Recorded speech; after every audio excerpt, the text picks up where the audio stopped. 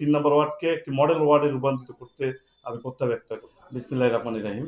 আমি মোহাম্মদ নাজমুল ইসলাম, রংপুর মহানগর যুবদলের আহ্বায়ক কমিটির সদস্য ও পরশুরাম মেট্রোপলিটন থানা যুবদলের সদস্য সচিব পদে দায়িত্ব পালন করছি। আমি বিগত দিনে স্বৈরাচার আন্দোলনে আমি আমার মতো করে ভূমিকা রেখেছি। আমি জুলাই আন্দোলনের যে ছাত্র জনতার যে গণঅভ্যুত্থান, সে গণঅভ্যুত্থানের ভূমিকা রেখেছি। আমি বর্তমানে ৩ নং ওয়ার্ডের একজন সাধারণ বাসিন্দা। আমি এখানেই সেই ছোটবেলা থেকে বড় হয়েছি। এখানকার কাদামাটি সব আমার শরীরে লেগে রয়েছে। আসন্ন যে রংপুর সিটি কর্পোরেশন যে নির্বাচন আসতেছে, এই নির্বাচনে ৩ নম্বর ওয়ার্ড নির্বাচনের আমি একজন প্রতিদ্বন্দ্বিতা প্রার্থী হিসেবে প্রতিদ্বন্দ্বিতা করতে ইচ্ছুক। আমি চাই আমার এই ৩ নম্বর ওয়ার্ডকে একটি মডেল ওয়ার্ডে রূপান্তরিত করতে।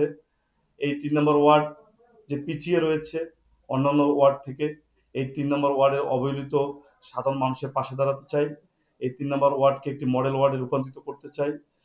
বর্তমান বাংলাদেশের যে প্রধানমন্ত্রী, উনি যে নাগরিক যে সেবাগুলো দিতে যাচ্ছেন, উনি বিভিন্ন কার্যক্রম বা বিভিন্ন উদ্যোগ নিচ্ছেন। এই উদ্যোগগুলো বা এই সেবাগুলো থেকে যাতে আমার এই ৩ নম্বর ওয়ার্ডের প্রত্যেকটা নাগরিক যাতে পিছিয়ে না থাকে বা প্রত্যেকটা নাগরিক যাতে এই সেবাগুলো পায়, যে এর জন্য যে যা করণীয় দরকার, আমি আমার জায়গা থেকে সবগুলো করার ইচ্ছা পোষণ করতেছি।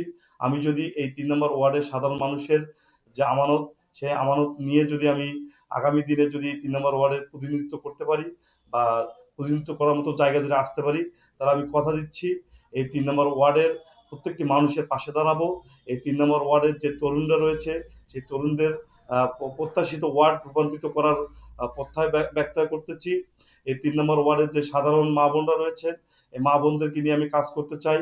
এই ৩ নম্বর ওয়ার্ডের যে খেটে খাওয়া মানুষ রয়েছে, তাদেরকে নিয়ে আমি কাজ করতে চাই। আমি সকলকেই নিয়ে আগামীর তারুণ্যের যে প্রত্যয়, সে তারুণ্যের প্রত্যয়ে এই ৩ নম্বর ওয়ার্ডকে একটি মডেল ওয়ার্ডে রূপান্তরিত করতে আমি প্রত্যয় ব্যক্ত করতে চাই।